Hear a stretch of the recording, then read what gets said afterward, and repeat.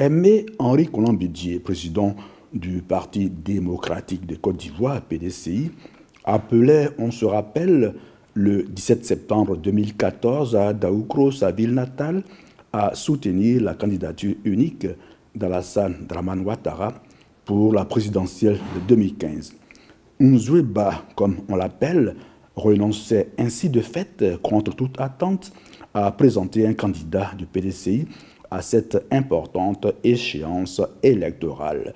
3 ans après cet appel que certains ont qualifié d'historique, et c'est un secret de polichinelle, le Rassemblement des Républicains veut se maintenir au pouvoir. Il ne veut donc pas faire la passe en 2020 à son bienfaiteur de partenaire. Et dans ce mariage de raison PDCI-RDR, les deux conjoints sont visiblement en instance de divorce et font chambre à part depuis plusieurs mois, même s'ils se flattent par dépit amoureux avec des discours de convenance.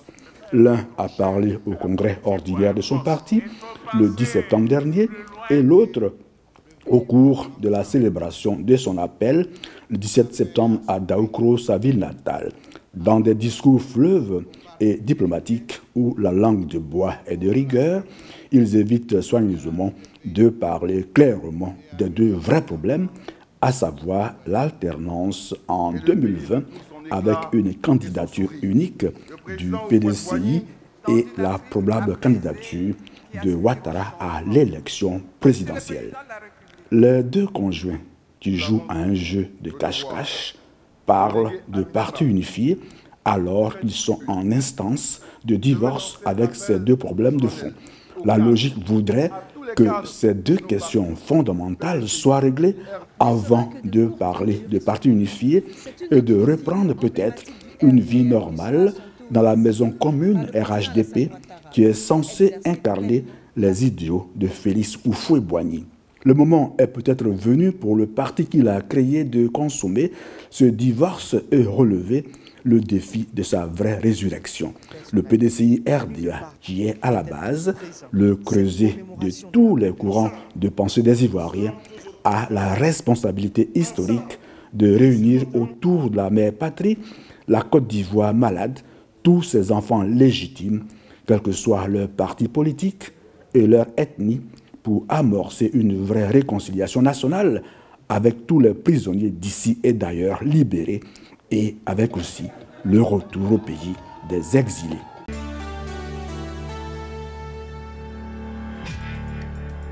Une centaine de chefs d'État et de gouvernement étaient présents à New York pour prendre part à la 72e Assemblée générale des Nations unies. La grande messe diplomatique est dominée cette année par les tensions avec la Corée du Nord, la Syrie, l'épée de Damoclès planant sur l'accord nucléaire iranien, le réchauffement climatique, les flux migratoires et la cybercriminalité. Ce rendez-vous annuel au cours duquel la réforme de la machine onusienne devrait également être abordée est une première pour le président américain Donald Trump, son homologue français Emmanuel Macron et le secrétaire général de l'organisation Antonio Guterres qui ont tous les trois pris leurs fonctions cette année. Justement, à l'ouverture du débat général, le nouveau secrétaire général de l'ONU, Antonio Guterres, a décrit un monde en difficulté où les êtres humains souffrent et la colère gronde. Il a appelé les États membres de cette instance internationale à agir pour faire régner la paix dans le monde. Au Togo, la réforme constitutionnelle ne pourra être votée que par un référendum populaire. L'Assemblée s'est réunie en session plénière le 19 septembre dernier pour examiner le projet du gouvernement. Un texte qui prévoit entre autres la limitation à 2 de la durée du mandat présidentiel. L'opposition, qui demande que le texte soit plus précis, dénonce la non-rétroactivité de cette mesure. Elle a justement boycotté la session parlementaire parce que les amendements qu'elle a déposés en commission n'ont pas été pris en compte. Conséquence directe, le parti de Faure Gnassingbé et Yadema n'a pas pu avoir les 4/5 des voix pour voter le projet. Il faudra donc attendre un référendum pour oui ou non le valider. En attendant, l'opposition durcit le ton et demande maintenant le départ du pouvoir de Faure Gnassingbé et Eyadema. Dans les jours à venir, elle projette des manifestations d'envergure dans tout le pays. L'opposition dénonce la mauvaise volonté du pouvoir d'entamer de vraies réformes et souhaite toujours le retour à la Constitution de 1992 qui pourrait entraîner automatiquement, selon certains observateurs politiques, le départ du pouvoir du fils du général Eyadema. La raison est qu'il est écrit noir sur blanc dans cette loi fondamentale de 1992 et je cite « Nul ne peut faire plus de 2 mandats ». Fin de citation.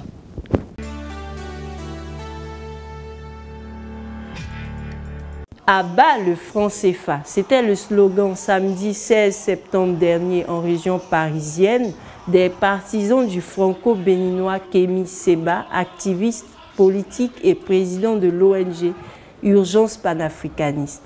Ils étaient plus de 1500 personnes à déferler sur le lieu du meeting, devenu trop petit pour la circonstance. Ils manifestaient ainsi leur soutien au président de l'ONG Urgence panafricaniste suite à son expulsion du Sénégal où il avait été emprisonné pour avoir brûlé symboliquement un billet de 5000 francs CFA. Le mot d'ordre était clair, user de toutes les formes de pression populaire pour aboutir à la suppression pure et simple du franc CFA des territoires africains sous tutelle économique et financière de la France.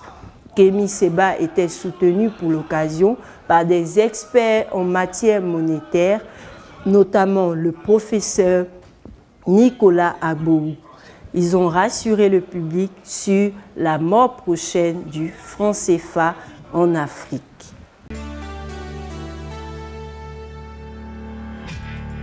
La police ivoirienne a tiré des gaz lacrymogènes le 18 septembre dernier sur des étudiants qui manifestaient à Abidjan contre une hausse abusive des frais d'inscription pour la rentrée. Des affrontements qui ont fait plusieurs blessés avaient déjà eu lieu le 13 septembre pour les mêmes raisons. À Cocody, quartier qui abrite l'université Félix Houphouët-Boigny et ses campus, la police a lancé des gaz lacrymogènes et utilisé des jets d'eau pour disperser les étudiants qui ont mis en place des barrages et jeté des pierres sur les forces de l'ordre. Notons que l'inscription scolaire en Côte d'Ivoire se fait en ligne depuis quelques années et s'élève à 3 000 francs CFA pour les écoles privées et 6 000 francs CFA pour les établissements publics. Mais en plus, les élèves doivent s'acquitter d'autres frais pour le compte des comités de gestion des établissements scolaires publics. COGES, la FECI juge ces frais exorbitants et injustifiés. Le Mexique a été très durement touché par un séisme de magnitude 7,1 sur l'échelle de Richter qui en compte 9. Ce tremblement de terre a fait 219 morts le 19 septembre dernier. Un jour maudit pour le Mexique. Justement, on se rappelle que le 19 septembre 1985, un autre tremblement de terre avait fait près de 10 000 morts. Aujourd'hui, le bilan humain reste encore lourd, avec ces 219 personnes tuées. Des centaines de municipalités proches de la capitale Mexico, dans le centre du pays, sont énormément affectées par le désastre. Au total, 3,8 millions de Mexicains n'ont plus d'électricité. Les images de la catastrophe naturelle montrent bien l'ampleur des dégâts. Le tremblement de terre a fait s'effondrer des dizaines d'immeubles. La ville de Mexico est complètement plongée dans le chaos. Il faut rappeler que le Mexique se situe géographiquement dans une zone d'activité sismique intense sur la plaque tectonique des Cocos. Notons que plus d'une trentaine de séismes ont touché ce pays entre 1900 et 1978 avec une magnitude de plus de 7 sur l'échelle de Richter.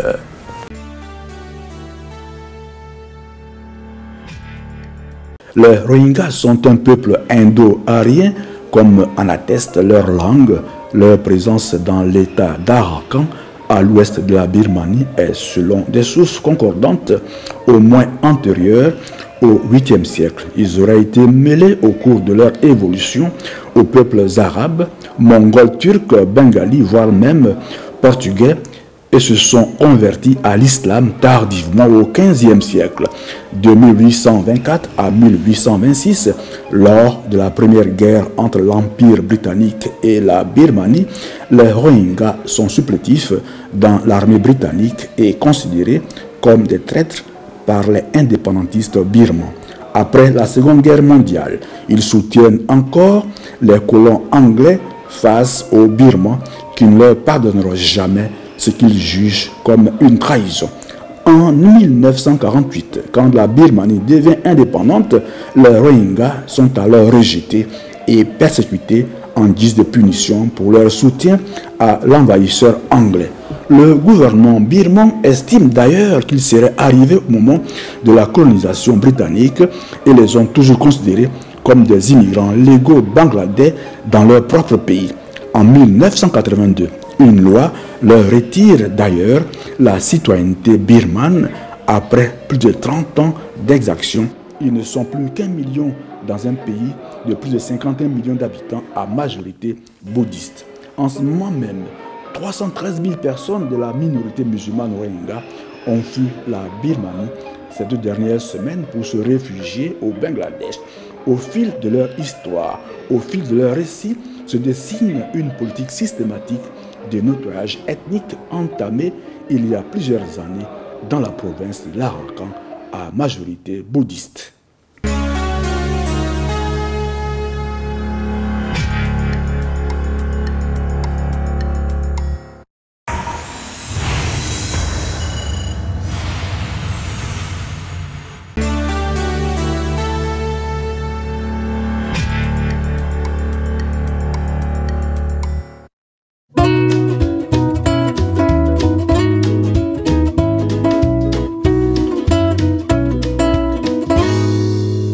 Pour toutes vos stratégies de communication, vos manifestations politiques et culturelles, vos conférences et séminaires de formation, pour toutes vos cérémonies de mariage et de baptême, vous avez désormais une adresse professionnelle.